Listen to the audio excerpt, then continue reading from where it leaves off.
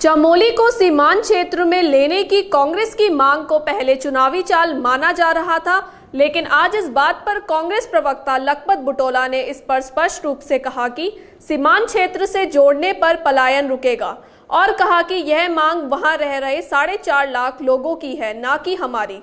इस दौरान उन्होंने कहा कि जनपदों को ओबीसी में लाना चाहिए, पलायन को रोकने व रोजगार के लिए यह जरूरी है।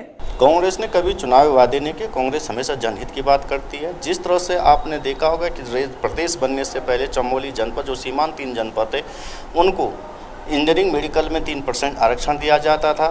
वहाँ के लोगों को, जो सरकारी नौकरी कर्मचारी थे, उनको सीमांत भत्ता दिया जाने का काम किया जाता था। लेकिन इस समय केंद्र सरकार के आने के बाद जिस तरह से उन्होंने BRJF को बंद करने का काम किया, जिस तरह से उन्हें 14 बंद करने का काम किया और तमाम ये सीमांत जनपदों के हितों पे कुठाराघात करने का काम किया गया है।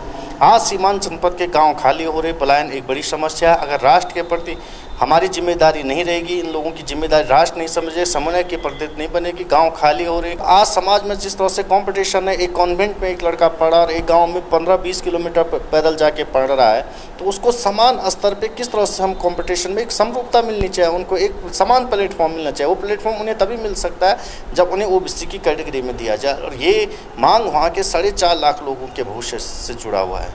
मैं समझता हूँ कि जिस प्रदेश की 80% भौगोलिक भूभाग पर्वतीय हो, 17% जनता वहाँ का निवास करती हो पर्वतीय क्षेत्रों में, उस प्रदेश में गैरसैन्य राजधानी होना स्वागत योग्य कदम है। लेकिन उससे भी महत्वपूर्ण मैं समझता हूँ कि इन जनपदों को ओबीसी के दायरे में लाना चाहिए, ताकि देश के लिए, राज्य के लिए और वहाँ के नौजवानों के लिए बहुत ही लाभप्रद हो। राष्ट्र को सुरक्षा के हिसाब से और राज्य को पलायन को रोकने के लिए और नौजवानों को रोजगार, तीनों चीज़ों में सबका लाभ होगा। देश आगे बढ़ेगा, प्रदेश आगे बढ़ेगा, नौजवानों के जीवन सुरक्षित होंगे, हमारे राष्ट्र की सीमाएं सुरक्षित होंगी। और ये राजनीति से जुड़ा हुआ मुद्दा नहीं, किसी पार्टी से जुड़ा हुआ मुद्दा ये उस जिले के 4.5 लाख लोगों के भविष्य से जुड़ा हुआ मुद्दा है। हमारे नौजवान युवक युवतियों के भविष्य से जुड़ा हुआ मुद्दा है। ओबीसी में आज आप देखोगे कि देश के अंदर, प्रदेश के अंदर सीटें भरने के लिए आवेदक नहीं मिल पा रहे। और यदि हमारे चमोली जिले को इसमें जोड़ा जाता, सक्षम लोगों को मौका मिलेगा और उस प्रदेश में और राष्ट्र की भागीदारी में उन लोगों को समरूपता